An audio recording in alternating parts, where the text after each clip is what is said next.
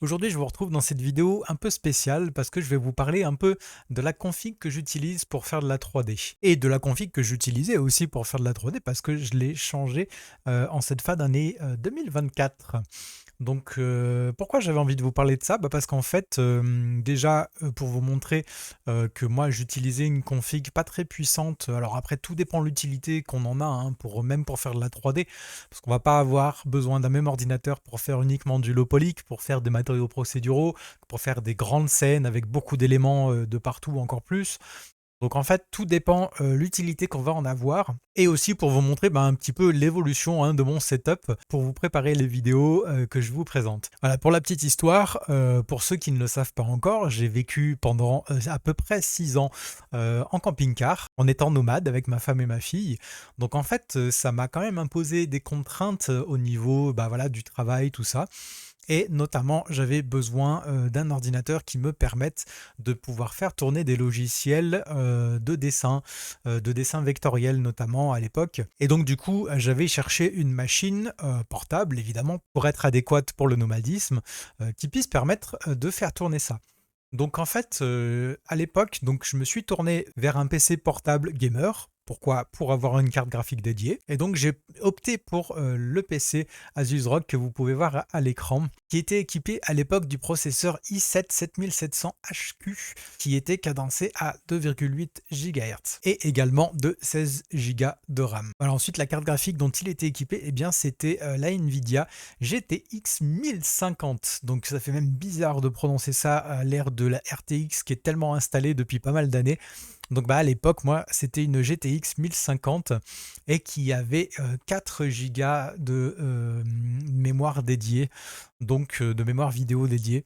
Donc voilà, pour vous dire que j'ai utilisé ça pendant pas mal d'années, hein, parce que bon, je l'ai eu avant d'être en camping-car, donc pendant au moins 7 ans, j'ai utilisé cette config-là. Donc déjà pour faire du dessin principalement vectoriel, ainsi que pour faire de la retouche photo, donc voilà, j'avais du montage vidéo, donc j'avais besoin quand même que ça suive au niveau graphique. Donc là, à l'époque, cette config m'allait bien pour ça. Et en fait, au premier confinement, à l'époque du Covid, même ça fait très bizarre d'en parler. On a l'impression que ça fait une éternité alors que c'était il n'y a pas si longtemps que ça. Et bien au premier confinement, c'est là que je me suis adonné pour la première fois à la 3D et que j'y ai pris goût. Donc voilà, j'ai utilisé cet ordinateur jusqu'à cette fin d'année, en fait, depuis le premier confinement en 2020, pour faire de la 3D. Donc j'ai fait du low poly, j'ai fait de la modélisation de personnages, j'ai fait des matériaux procéduraux et j'ai fait toutes les vidéos en fait que je vous ai présentées sur les débuts de la chaîne, hein, ont été faites avec cet ordinateur. Également, toute la série Tutoriel Foodie a été faite avec cet ordinateur. Donc comme quoi, hein, ça vous montre aussi que des fois avec des configs pas extrêmement puissantes, en plus portable, hein, parce que portable c'est toujours moins puissant que ce que l'on aura avec une tour. Donc ça vous montre quand même que voilà, on peut faire quand même pas mal de choses, surtout des matériaux procéduraux. Alors bon, ça touchait à certains moments ses limites, hein, mais j'arrivais quand même à faire pas mal de choses. Mais arrive la fin de parcours de notre vie en nomadisme, en camping-car, donc cette fin d'année 2024. Et donc, avec la vente de notre camping-car, eh bien, je me suis projeté à acheter un nouveau setup, en fait, tout simplement, et cette fois-ci fixe, parce que on se refixait nous aussi. Donc, voilà, le setup s'adaptait à notre nouveau mode de vie. Et donc, eh bien, en bon autiste, je me suis penché, j'ai fait des recherches pendant des heures pour trouver la config la plus adéquate pour mon projet et qui soit dans mon budget, voilà, pour mêler les deux et que j'ai vraiment le meilleur des deux mondes, hein, pour voilà, le budget que j'avais à ce moment-là, qu'avec la vente de mon camping-car. Je vais vous la présenter, cette config. Alors dans les grandes lignes, on va pas tout détailler, mais j'aimerais quand même vous expliquer pourquoi j'ai choisi ces éléments-là, au-delà du prix évidemment, parce qu'il fallait que ça rentre dans mon budget. Donc vous vous doutez bien que le facteur budget forcément comptait là-dedans. Et comme boîtier, j'ai pris le boîtier Fantex XT Pro Ultra. Alors, il a des RGB. Je suis absolument pas fan des RGB. D'ailleurs, ils sont continuellement éteint. C'est quelque chose, alors chacun voit midi à sa porte, mais c'est vrai, moi j'aime pas du tout ça. Pourquoi j'ai pris ce boîtier-là? Eh bien parce que au-delà du prix abordable, eh bien il avait 4 ventilateurs équipés, donc un à l'arrière, 3 à l'avant, de 140 millimètres. Donc voilà, pour l'airflow, je trouvais ça très intéressant, sachant que le dessus du boîtier est aussi en mèche, donc en fait, il a vraiment un très bon airflow. Et il y a pas mal de place dedans, ce qui laisse vraiment respirer les composants. Donc voilà, et en plus de ça, il est noir. Et personnellement, j'aime la sobriété. Et je le trouvais, à part les RGB, mais qui du coup sont éteints, je le trouvais très sobre, donc très intéressant. Donc voilà pour le boîtier. Ensuite, à ça, donc le boîtier, forcément, on le prend aussi en fonction de la carte mère. Et donc moi, il me fallait encore une fois une carte mère abordable et qui puisse me permettre d'installer mon processeur, hein, parce qu'on prend une carte mère en fonction du processeur qu'on projette d'utiliser. Donc là, pour faire ça, j'ai pris la Gigabyte B760 Gaming XDDR4, accompagnée d'ailleurs en passant de 32 Go de RAM. Voilà, parce que je voulais être large en termes de RAM. Donc voilà, 32 Go me semblait vraiment adéquate. Et donc cette carte mère, je l'ai pris pour accueillir le i7 14700KF. Alors pourquoi ce processeur-là? Eh bien parce qu'en fait, c'est un processeur qui est vraiment axé pour les applications, hein. C'est pas un processeur qui est fait pour le gaming, parce que moi, c'est pas mon objectif. Donc il est vraiment fait pour faire fonctionner de l'application et de l'application vraiment gourmande. Donc Blender est vraiment comprise dedans. Donc voilà, il est vraiment overboosté. C'est un très bon processeur, très puissant.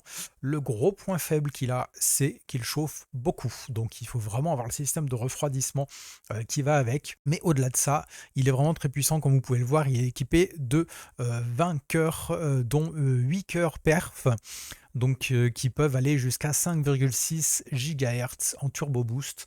Il est aussi équipé de 12 cœurs efficients qui peuvent aller jusqu'à 4,3. En tout cas, voilà, c'est un processeur qui est vraiment très puissant et qui est vraiment fait pour de l'application extrêmement gourmande, donc dont Blender fait partie. Je vois vraiment à l'utilisation, hein, c'est vraiment extrêmement fluide et ça permet vraiment aussi de faire du multitâche parce que bah, souvent je reviens à faire du dessin vectoriel en même temps que j'utilise Blender, faire de la retouche photo, donc vraiment pouvoir faire du multitâche avec des fois j'utilise même Blender en même temps que je fais du montage vidéo pour vous dire, donc vraiment pour faire du multitâche avec des applications vraiment gourmandes, eh bien, il est extrêmement efficace. Donc voilà, mais comme je vous le disais, la condition pour l'utilisation de ce processeur, c'est d'avoir vraiment un système de refroidissement qui va bien parce que il chauffe énormément. C'est vraiment extrêmement fort. Donc pour ça, bah, écoutez, j'ai pris un Be Quiet Darkrow Pro 5. J'avais le choix entre du water cooling et du ventirad. J'ai opté pour le ventirad. Bah après, c'est un choix. Je pense qu'il y a des pour et des contre pour les deux. Mais c'est vrai qu'on me conseillait le ventirad pour le côté plus silencieux, en fait. Et comme bah, il tourne en même temps que je tourne mes vidéos juste à côté de mon micro, je voulais quand même quelque chose d'assez silencieux de base. Donc voilà. Et sachant que ce ventirad va pouvoir gérer des processeurs avec des TDP, donc des puissances allant jusqu'à 270 watts. Sachant que le 14700KF lui monte de mémoire jusqu'à 253 watts en turbo boost. Donc voilà, il était vraiment dans les clous, ça permettait vraiment d'être large. Malgré ça, je trouve qu'il chauffe encore beaucoup, pour vous dire, hein, le processeur. Euh, donc après, il y en a qui sont moins rigides que moi. Moi, c'est vrai que encore bonjour l'autisme, je suis quelqu'un de très rigide dans ma manière de penser et pour moi, faut pas que ça dépasse les 75 degrés. Donc je sais qu'il y en a qui vont me dire non, mais on s'en fout si ça monte à 80, même plus. Moi, faut pas que ça dépasse les 75, donc j'ai bridé un peu mon processeur au niveau de son TDP et tout va bien. Sachant que même en l'ayant bridé au niveau de son TDP, il monte toujours jusqu'à 5,6, mais ne surchauffe plus et en même temps il consomme moins. Donc j'ai finalement le meilleur de tous les mondes. Ok, donc voilà pour le système de refroidissement. Donc Be Quiet, en plus de ça, soit dit en passant, très bonne marque, hein. Refroidit bien et est très silencieux, comme son nom l'indique. C'est pas que du commercial. Ensuite, toujours du côté de Be Quiet, eh bien, j'ai pris mon alimentation chez eux. Donc voilà, bon, rien de transcendant, je voulais une bonne alim parce que c'est vrai que, bah, tout passe par là aussi et en même temps, il fallait qu'elle puisse avoir la puissance de gérer la carte graphique dont je vous parlerai à la fin et en même temps, voilà, de pouvoir gérer tout ce qui avait besoin d'alimenter et pour ça, il me fallait une 850 watts. Donc voilà. Et au niveau de l'écran, alors je passerai pour, clavier souris, c'est pas forcément le plus intéressant, mais en tout cas au niveau de la dalle, j'ai pris une dalle AOC. Alors là, très franchement, je cherchais avant tout le prix, parce que je voulais surtout mettre mon budget dans la tour et je cherchais pas forcément l'écran avec le plus de fréquences, ça honnêtement je m'en fous un peu. Encore une fois, ma config elle est pas pour le jeu vidéo, elle est vraiment faite pour faire la 3D, pour faire du multitâche, pour faire voilà du montage vidéo. Donc en fait, il me fallait un écran efficace et qui soit, vraiment dans mon budget. Donc pour ça, j'ai pris cette dalle IPS, qui est un peu en dessous des 24 pouces et en full HD, parce que j'ai pas besoin de plus, encore une fois, avoir moi du quad HD ou de la 4K. Bon, si on fait pas du jeu vidéo et qu'on veut pas voilà de choses très fines à ce niveau-là, ça sert pas à grand chose. C'est un 100 Hz. Pareil, hein, même s'il avait été en 60 Hz, ça m'aurait suffi. J'avais vraiment pas besoin de plus, mais en tout cas, dans le prix que je voulais, il y avait du 100 Hz, donc j'ai pris du 100 Hz. En tout cas, voilà pour ça, et donc on va aborder le plus gros de cette config. Forcément, c'était aussi un peu le centre avec le processeur hein, de la config. Et c'est vraiment la carte graphique. Donc la carte graphique, j'ai pris une GeForce RTX 4070 Ti Super. Alors c'est un nom à rallonge, c'est la dernière version des 4070 qui est sortie. Et dans mon budget, j'avais le choix entre elle et la petite sœur 4070 Ti. Alors pourquoi j'ai opté pour cette 4070 Ti Super? Eh bien en fait déjà parce que par rapport à la 4070 Ti, on passait de 12 Go de mémoire à 16 et ça, pour le jeu vidéo, en l'occurrence, on voit pas trop la différence. J'ai regardé énormément de benchmarks et c'est vrai que pour du jeu vidéo, on voit pas vraiment la différence. Par contre, pour de l'applicatif, oui, dans Blender, oui, on voit vraiment la différence. Donc, quand j'ai vu ça, en fait, j'ai trouvé très peu de benchmarks, honnêtement, qui montraient la différence au niveau de l'utilisation de Blender sur ces deux cartes. Mais en tout cas, dans les benchmarks que j'ai trouvés, on voyait vraiment une différence entre les deux. Et donc voilà, elle possède un nombre de processeurs de shader, donc il y en a 8448. Les fréquences noyau, on est à 2340 MHz et en mode boost, on est à 2610, donc ce qui est vraiment très bon. Et en nombre de transistors, on est à 45 900. Et là, pareil, on avait une nette amélioration par rapport à la 4070 Ti. En termes de nombre de transistors, donc là pareil, c'était très intéressant pour moi pour faire de la 3D. Par rapport, éventuellement à faire du gaming, voilà. Donc tout dépend l'orientation qu'on veut prendre, hein. Moi, c'était vraiment une orientation, faire de la 3D, donc de l'applicatif et pas gaming. Donc forcément, qui peut le plus peut le moins, hein. Évidemment, c'est une config qui peut faire tourner du jeu, d'ailleurs même très largement, mais en tout cas, voilà, j'aurais pas choisi cette carte-là parce que pour faire, du gaming, tout simplement parce qu'elle coûte plus cher malgré tout, que, la, 4070 Ti, mais pour extrêmement peu de perfs supplémentaires en jeu.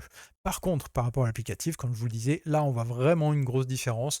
Donc, voilà, c'est ce qui m'a motivé à mettre un peu plus le prix, pour, avoir cette TI Super qui, en plus de ça, a une puce qui est plus basée sur la 4080 que sur la 4070. Donc, alors j'ai plus les détails, vraiment techniques, mais en tout cas, elle a une puce qui se rapproche plus de la 4080 que de la 4070.